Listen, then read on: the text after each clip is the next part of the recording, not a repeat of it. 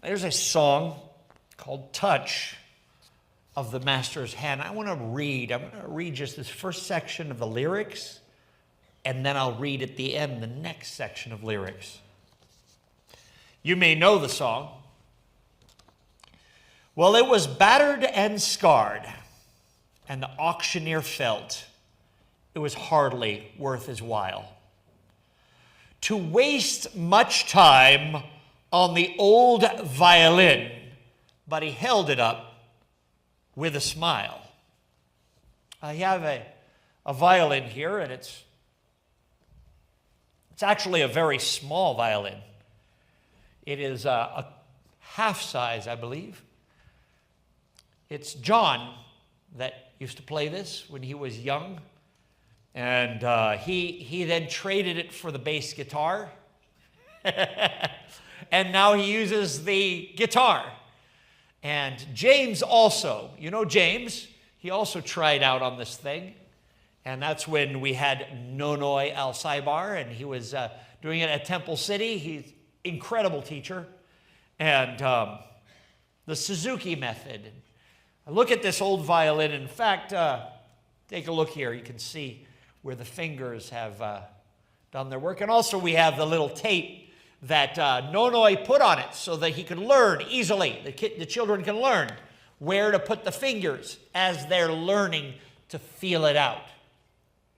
So he held up the old violin, the auctioneer, with a smile. Well, it sure ain't much, but it's all we got left. So I guess we ought to sell it. To now, who will start the bid on this old violin? Just one more and we'll be through. And then he cried out, "One, give me $1. Who will give me $2? Maybe $2. Give me $3. $3 twice. Now that's a good price. Now who's going to bid for me? Raise up your hand now. Don't wait any longer. The auction's about the end. Who's got $4? Just $1 more to bid on this old violin."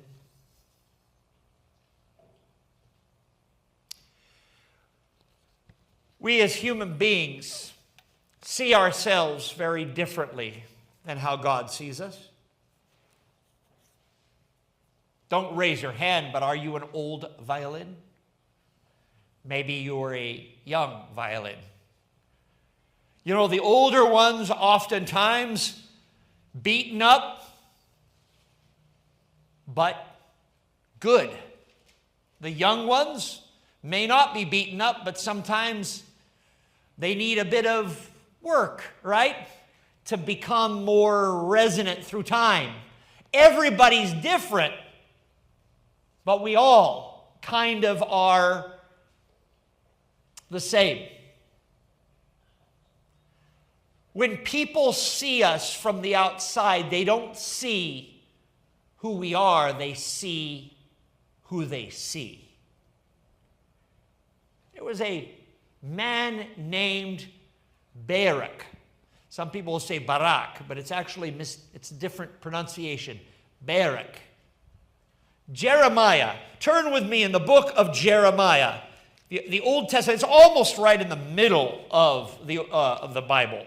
A little bit beyond center, because the center's like the book of Psalms to Proverbs.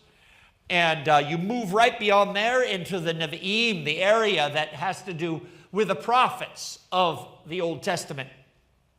And one amazing prophet is Yeramahu, or Jeremiah.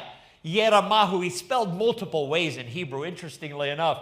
That's how spelling in Hebrew, that's why I kind of wonder, maybe I'm related in some way. I can misspell and it's okay, because his name is spelled so many different ways in Hebrew, but yet it's the same guy and everyone knows it. So I go, oh, they're nicknames. No, maybe they're just misspellings, whatever. But Yeramahu, Yeremiah, different versions of the same name. This prophet was an interesting place to be in history. a very bad place to be in history. Isaiah was difficult too. You know, Isaiah did die from being sawn in half by Manasseh, king of Israel. So, in other words, these Israelite kings, or should I say not Israel, is actually Judah. This is when Israel, the United Kingdom of Israel, was in the northern part, and the southern kingdom was the two tribes, which is Judah and Benjamin. But it was always called the kingdom of Judah in Jerusalem. And Manasseh had done a terrible thing, because Isaiah spoke against Manasseh, and it cost him his life. But there will be a crown of glory. So being a worker for God can have its positive places and positive times. You can be in the pipeline for political Shangri-La, or you can be a prophet or a person working for God, where no matter what you say, it's wrong if you're following God, right? Jeremiah was on the dirty end of the stick on this one. Already, Daniel had been carried to Babylon because Nebuchadnezzar had hammered Jerusalem the first time and taken the cream of the crop out, meaning the young people that were in the palace. They were taken to be in the temple, or should I say in the palace of Nebuchadnezzar. And they have Jehoiakim, the king, Jehoiakim. We see him Jehoiakim, but you want to say it in Hebrew, Jehoiakim. That's when people say, I'm having pieces of spit flying at people as I say the name. Stand back, Jehoiakim. And, but he is king now. And that guy did not want to hear what God had to say. And Jeremiah, who was a priest and also called to be a prophet, had some words for him. It says, chapter 36 of Jeremiah, in the 4th year, Jehoiakim, the son of Josiah, who, by the way, Josiah was somewhat of an okay king of Judah, and not perfect, none of them were really perfect, but came to Jeremiah from the Lord. Take a scroll and write down it on the words I've spoken to you concerning Israel. Now, I'm not going to go into the words, but basically it's smacking the king for not following God. You know, here's the problem. When Babylon is a huge country, I mean a strong new country that's off to the east of Israel, whatever you do, God had said through the mouth of Isaiah and through the mouth of Jeremiah, stop trying to make a pact with Egypt. Don't go to Egypt and expect that Pharaoh's going to help you. When you go to Egypt, the king will hear about it and he'll come back and get upset at you. Because Egypt was the deadly enemy of Babylon, and Israel was right in the middle, caught in the middle. Now, making a pact with Egypt is kind of brainless if you think about it, because it was Egypt that had them in slavery. Remember that? But they had kind of, that was maybe 600 years after that, right?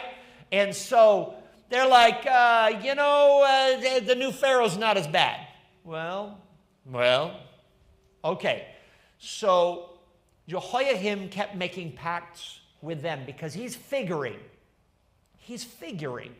that this big nation that's coming in and hitting our country, if I make a deal with the other nation, and then we can kind of together hurt that nation.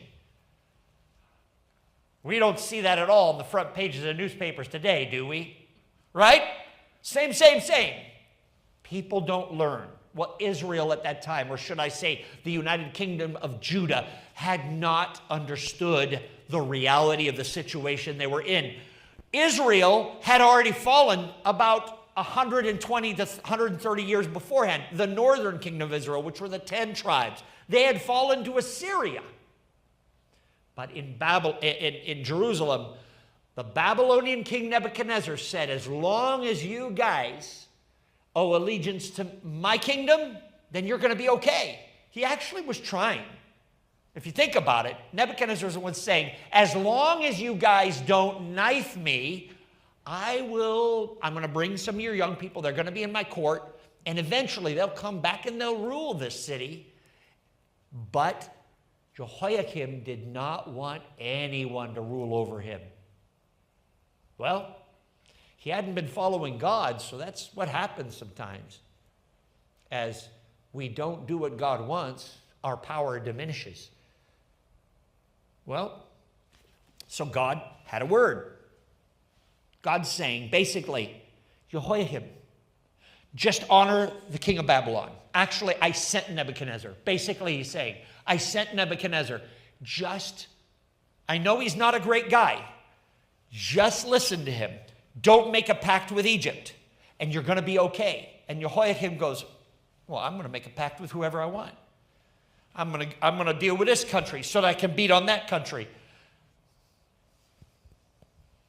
So Jeremiah kept writing what God said. Verse 3 of chapter 36 in Jeremiah. Perhaps when the people of Judah hear about every disaster I plan to inflict upon them, this is God speaking, they will each turn from their wicked ways, and I will forgive their wickedness and their sin. Remember last week with Assyria, God even forgives Israel.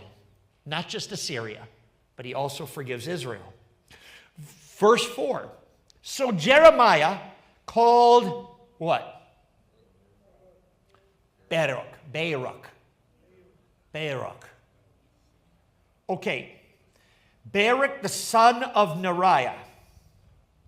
And while Jeremiah dictated all the words of the Lord had spoken to him, Baruch wrote them on a scroll. Okay, let me tell you who Baruch is. Baruch, but Baruch. You can say it in multiple ways, but Baruch usually is best. He's a pencil pusher. It's called a scribe. You know? Have you ever seen the accountants, you know? In the mob, you'll always have that. There'll be the mob boss, and then there's the accountant, right? And the way to take down the mob, the DA always sees if they can get to the guy with the money. And if they make him scared, then he'll share all the finances, right? That's how it is. That's how it was with Elliot Ness and Al Capone and everything. They didn't get Al Capone on murder or anything. They got him on tax evasion. The pencil pushers, the guys filling out the Excel sheets are the ones that really were the ones that was in the middle of. Baruch was no different. I can imagine Baruch. He knows how to write Hebrew.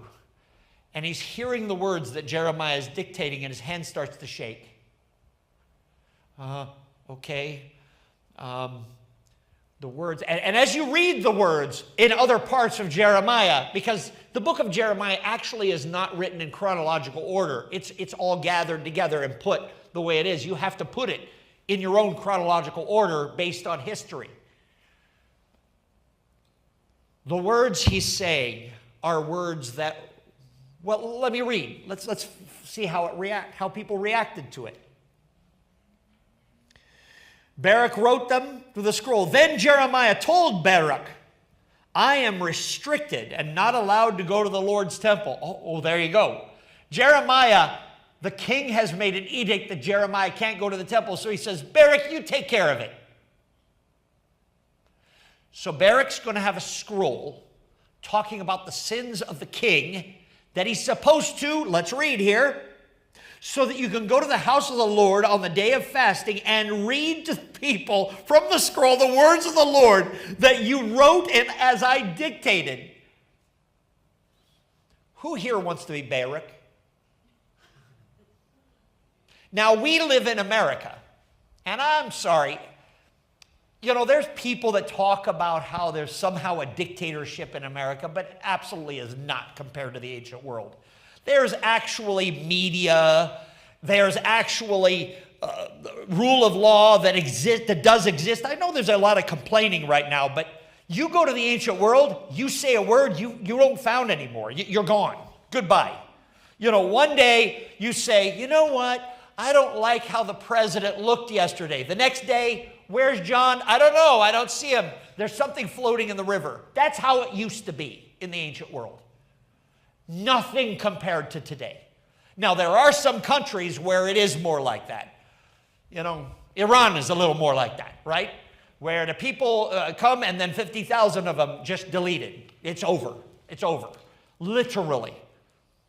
People, we don't have a clue about what real dictatorships are. You go to Southeast Asia in the 1970s and you have Pol Pot and the deletion of entire groups of people. That was like this, the way Jehoiakim operated in Israel. So there's Barak. I'm just a scribe. Can I deal? It's almost like Malin. I say, Malin, you deal with treasury. I'm going to make you go and whoa. Pastor, you take care of that. I'll take care of the numbers, right? That's how it works. But here's Barak. He's usually doing the numbers, doing the letters, doing the counting, figuring things out. His life goes to a desk. He rolls out the papyrus or rolls out the vellum and he writes what's going on. And then comes Jeremiah with notes of absolute smackdown of the king.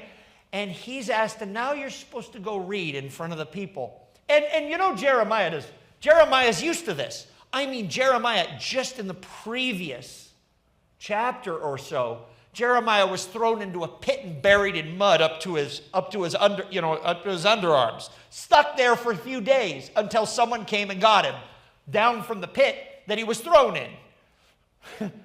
So he's like Indiana Jones. He's like, yeah, I'm good with that. I deal with that. So you take care of it. Go ahead, Salah, you take care of it, kind of thing. And Barak says, what? Huh?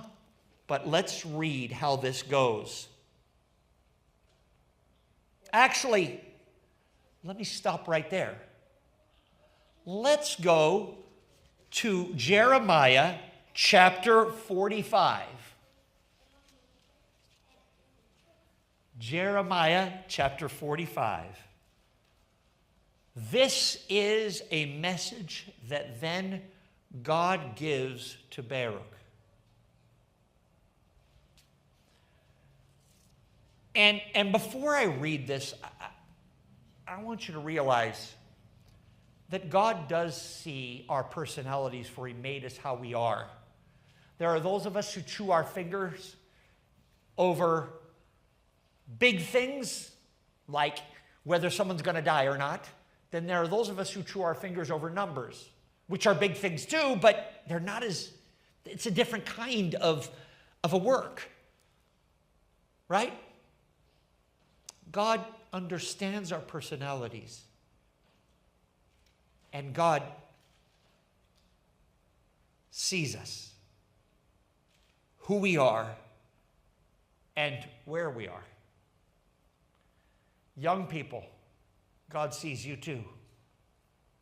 He knows your personality. Those of us who aren't so young, He knows who we are. Chapter 45 of Jeremiah. When Barak, son of Neriah, wrote on a scroll the words of Jeremiah the prophet and dictated them on the 4th year of Jehoiakim, son of Josiah the king, Jeremiah said this to Baruch, this is what the Lord God of Israel says. You said, woe to me. Now let's stop. Did you hear that connection point? I was reading earlier the words that were dictated for the king. Then in the middle of dictating for the king, Jeremiah says, God has a message for you. Let's read. You say, woe is me. Do you know what woe means? My life sucks. That's what it means. It means I'm dead. I'm gone. Woe is me. The Lord has added sorrow to my pain.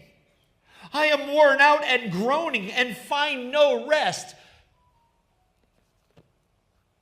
Those of you who know about the situation that Barak has to be the front end of, understand that. Jeremiah almost died in previous chapters because of Jehoiakim.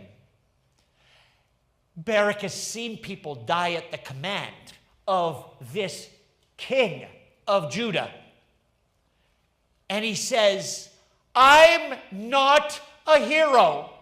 Okay, let Jeremiah, let Indiana Jones, let Luke Skywalker be a hero. But let me stay in my place and I'll just write things. I'll just help people. It's not me. I'm just going to write it. And Jeremiah says, no, you need to go and do this because I can't be there. Woe is me, Barak says. He says, sorrow has been added to my pain. I'm worn out. I'm groaning and I find no rest. But this is what the Lord told me to say to you. This is what the Lord says about you. I will overthrow what I have built. I will uproot what I have planted throughout this earth. Verse 5. Should you then seek great things for yourself? Do not seek them. For I will bring disaster on all peoples. Now, God is actually giving very good advice here. If Jerusalem is going to be overthrown, don't seek to be in the upper echelons because you're going to be the first one that gets it. Instead, do your job where you are and don't try to seek approval from others.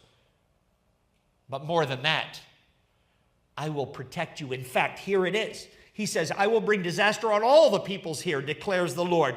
But wherever you go, I will let you escape with your life. Though you walk through the fires, they will not overcome you. Though you walk through the rivers, they shall not drown you. I have called you, and you are mine. I'm looking at the time, but I can keep reading.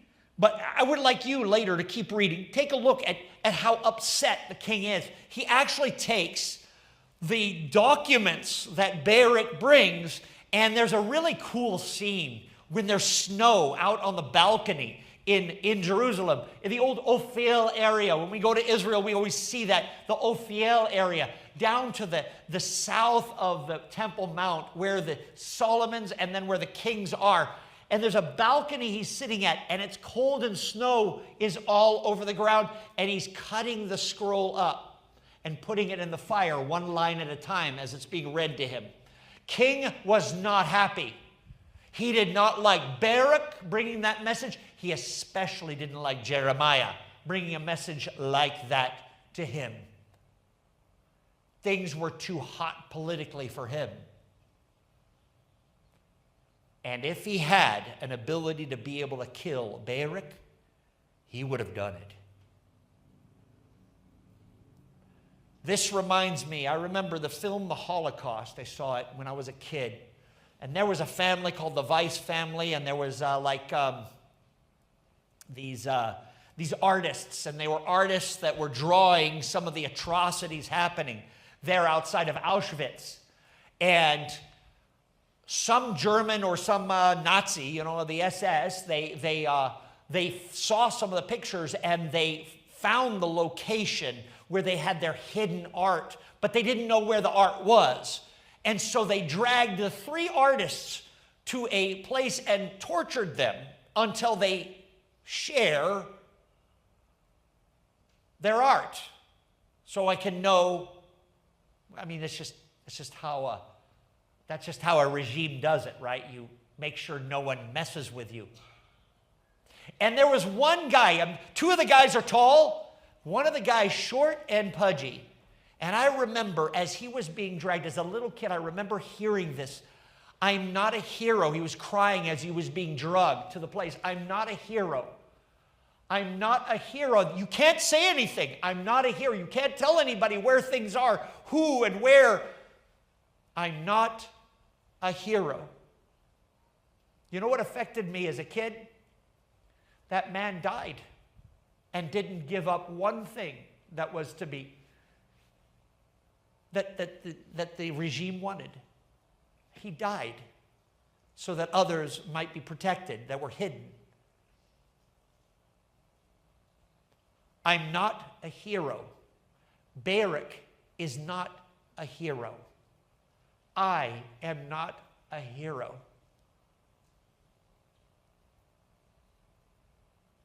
But God is telling us that He can do something with us. Let me keep reading this. Remember our auction? Remember our auction? This violin, only $1 to $4, you know? Hopefully it'll make something. Let me read the next verse. Well, the air was hot, and the people stood around as the sun was setting low. From the back of the crowd, a gray-haired man came forward and picked up the bow. He wiped the dust from the old wooden violin, and he tightened up the strings. And then he played a melody so pure and sweet, sweeter than the angel sings. And then the music stopped, and the auctioneer, with a voice that was quiet and low, said, "Now what am I bidding for this old violin?" And he held it up with a bow. And then he cried out, "Give me one. Give me 1,000. Who'll give me 2? Maybe 2,000. Perhaps 3. 3,000 twice. You know that's a good price. Come on, who's going to bid for me?" And the people cried out, "What makes that change? We don't understand." The auctioneer stopped, and he said with a smile, "It was a touch from the master's hand." Do you understand? Let me read the song. You're going to hear. Sorry, I have to switch the page here. You know, there's many a person with his or her life out of tune, battered, scarred with sin. He's auctioned cheap to a thankless world, much like that old violin.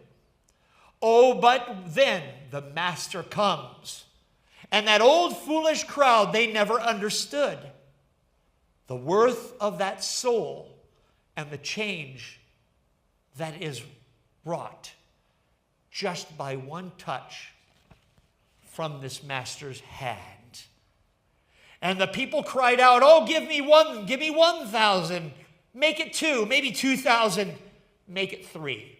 3,000 twice. Oh, that's a good price. Who will bid for me?" And the people cried out, "We don't understand." The auctioneer stopped, and he said with a smile, "It was the touch of the master's hand."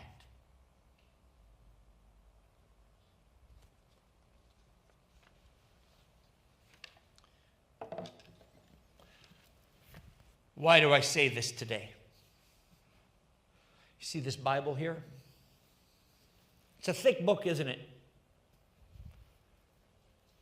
See this Bible, young people? It's a thick book. Do you know this Bible could be even thicker if more people had just given themselves to God? But those who did, He was able to do something amazing with. Sometimes we say, "I'm not a hero." And guess what? You're right. God makes heroes. They don't make themselves. God has called you to do amazing things, and you may not see those things.